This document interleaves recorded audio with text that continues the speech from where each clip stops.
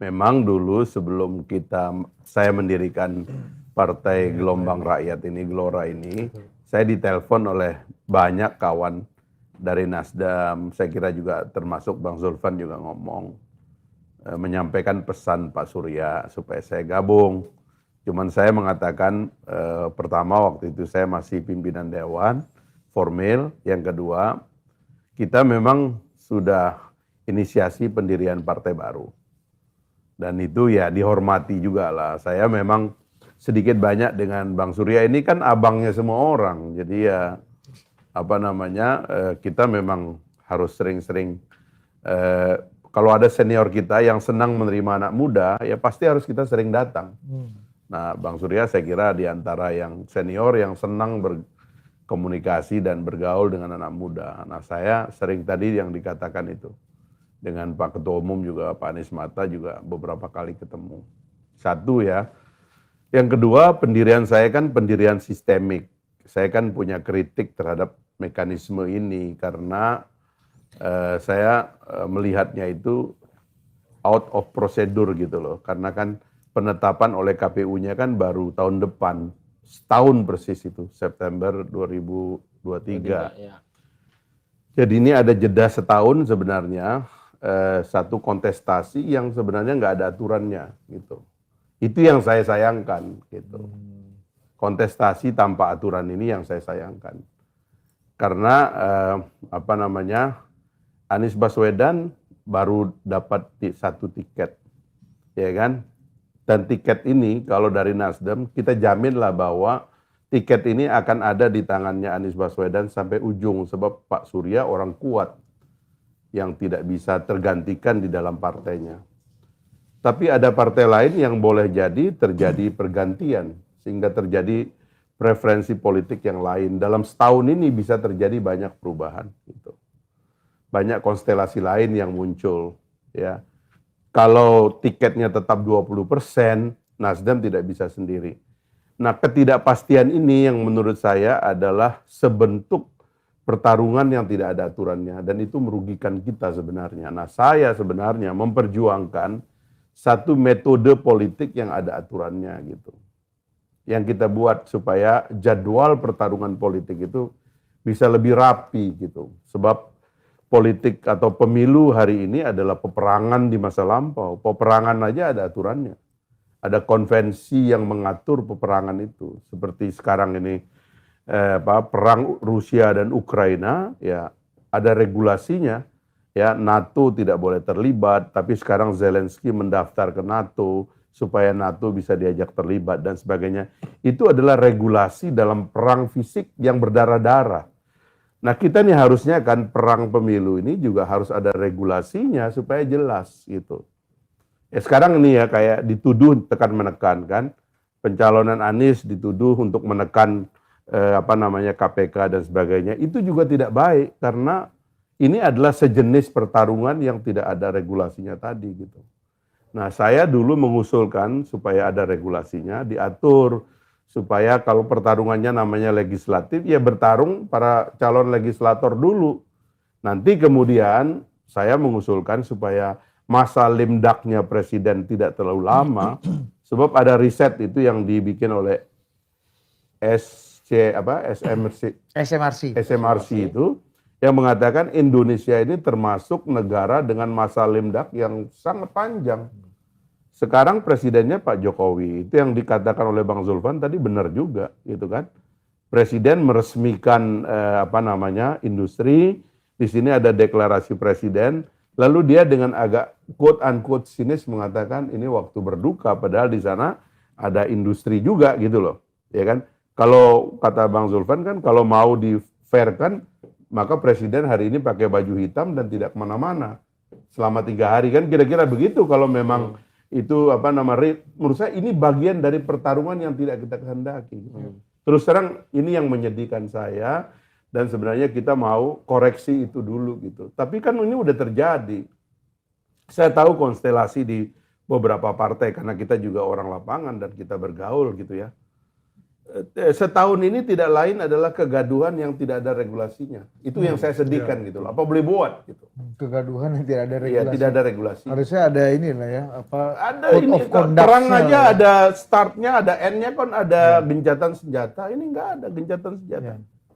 Bang, Itu saya terus terang, mohon maaf ini Bang Zulfan, saya melihat kelemahan sistem. Seandainya salah satu aturan yang saya usulkan itu adalah misalnya threshold-nya 0, maka berintegrasilah antara Anies Baswedan dengan Nasdem secara utuh.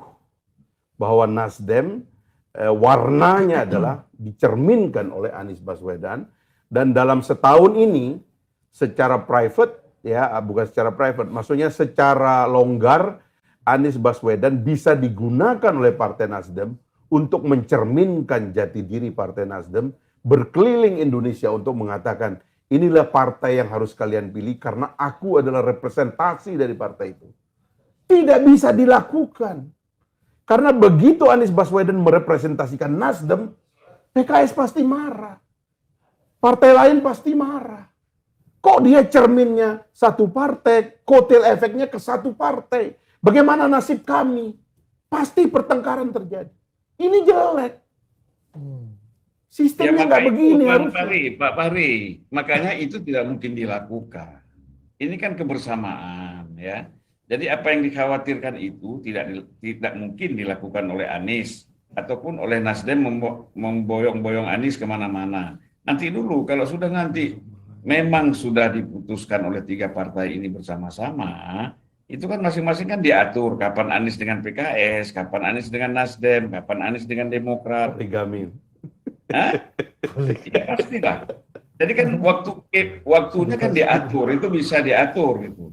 Dan saya kira 3 partai ini chemistry-nya itu sudah sangat kuat gitu ya, ketemu gitu. Jadi tidak terlalu bermasalah lah dalam konteks Bang itu. Zulfan, lebih baik kita akui ini kelemahan sistem ini.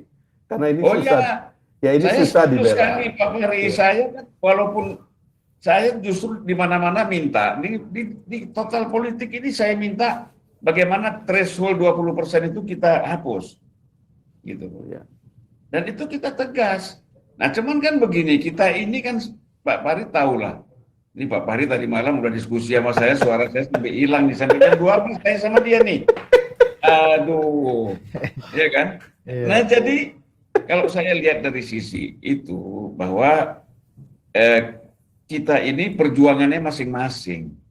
Kalau disatukan, Fahri Hamzah, kemudian ada lagi saya, walaupun tidak mewakili Nasdem secara individual, saya juga minta, kemudian ada PKS, ada macam-macam kan, Effendi Ghazali, Rizal Ramli, kita gabung semua ini menjadi satu kekuatan, kemungkinan berhasil, tidak satu-satu. Kalau usul saya, Bang Zulfan, ya bisa nggak, karena Nasdem juga mengalami perubahan sikap soal threshold, bisa nggak kita mengatakan sekarang kepada pemerintah dan juga kepada Mahkamah Konstitusi, apalagi kalau DPR mungkin agak lamban, sudahlah, Anies Baswedan adalah kader Nasdem, dia adalah pembaca Deklarasi Nasional Demokrat, dan itu diulang di dalam nominasinya. Maka dia adalah kader inti, kader real dari Partai Nasdem ini. Dan itulah cermin dari Partai Nasdem itu adalah Anies Baswedan. Maka dengan threshold 0%, jadilah dia secara utuh akan bertarung pada pemilihan presiden yang akan datang, membawa bendera Partai Nasdem, dan inilah kader dan ciri khas daripada partai itu. Waduh, enak itu Bang, kita akan menikmati pertarungan yang hebat gitu loh. persoalannya kan nggak bisa tadi kan itu. Kita maunya itu. Kita mohon maaf nih Bang ya, kita di Partai Gelora belum punya kursi, tapi begitu kita nanti dapat nomor punggung, kita akan mengatakan kita harus mulai 0%. Oke. Kita harus mulai 0%. Kita kalau mau ada 2 cara. Cara pertama, kalau 0% tidak pakai threshold, maka kita bisa langsung tarung presiden dan legislatif bersamaan supaya representasi dari kader partai yang menjadi calon presiden. Dalam hal ini ketua umum, kalau kami ketua umumnya adalah calon presiden, maka dia adalah warna dari partai ini. Silakan bertarung. Dan itu punya kotel efek kepada anggota legislatif. Tetapi kalau mau dibikin 2 kali putaran atau dua tahapan, maka kita tarung untuk mendapatkan tiket dulu, tetap kita jual calon kita untuk mendapatkan tiket itu, dan kalau kita dapat tiketnya, kita lanjutkan pertarungan. Tapi yuk, masa sosialisasinya sudah panjang. Bagi rakyat itu baik, pelajaran politik lebih baik gitu loh. Oke. Ya, jadi sebenarnya kalau orang mengamati, saya kan mencermati sekali satu kata per kata, itu orasi ilmiah yang disampaikan oleh Pak Surya Paloh ketika dia mendapatkan honoris causa di Malang, di Brawijaya. Itu jelas sekali bahwa gara-gara ada batasan-batasan threshold inilah yang menghambat lahirnya tokoh-tokoh baru di Republik kita untuk bisa memimpin negara ini kompetisi secara terbuka. Itu sudah disampaikan itu, Pak Fahri. Bang, izin Bang. Nah, sebelum kita pindah topik lain, tadi satu kalimat dari Bang Fahri yang agak menarik ketika Bang Fahri bilang, ini harusnya pertarungannya jadi amburadul lah, kurang lebih seperti itu. Kesannya Mas Anies, Nasdem dengan KPK. Apakah Abang lihat selama ini memang ada pertarungan clash of civilization dan ini Bang? Enggak, itu kan akhirnya muncul interpretasi, ya kan, dari Abang ngelihatnya gimana soal KPK dalam dan kasus ini gitu? Saya kira KPK sekarang kan harus semakin membuka diri, tidak boleh. Kalau dulu saya mengkritik keras KPK karena tertutup, ya. Kita nggak tahu orang itu tersangka kenapa, tidak tersangka kenapa. Kalau sekarang kan mereka mengamankan fungsi koordinasi, supervisi, monitoring. Jadi harus ada sikap dari mahkamah, dari BPK, harus ada temuan daripada kerugian negara dari BPK, harus ada kerugian negara, harus ada menguntungkan diri sendiri, merugikan orang lain, melanggar undang-undang. Itu kan pasalnya jelas, kan nggak boleh sembunyi-sembunyi begituan sekarang itu. Dan saya percaya itu akan baik, akan dibuka gitu. Tapi bahwa akhirnya karena tarung ini tidak ada regulasinya, berakibatlah pada interpretasi orang bahwa ini ada upaya politik di dalam KPK yang harus dijelaskan oleh KPK. Tapi ini semua kita adalah korban dari masa kampanye yang tidak jelas itu.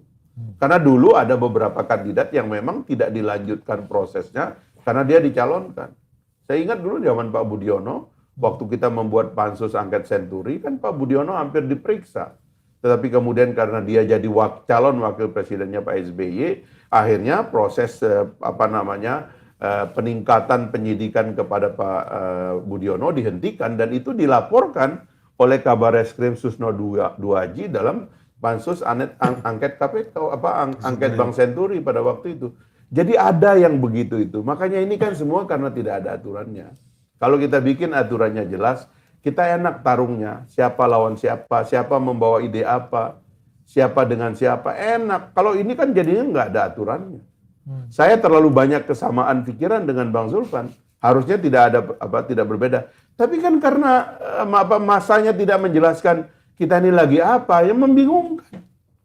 Gitu. Saya kira itu menurut saya ya ajakan saja untuk memperbaiki sistem ini. Karena kalau tidak kita pakai pepatah orang Sumbawa ini jadi orang gundul yang saling jambak gitu. Itu jadinya. Oke.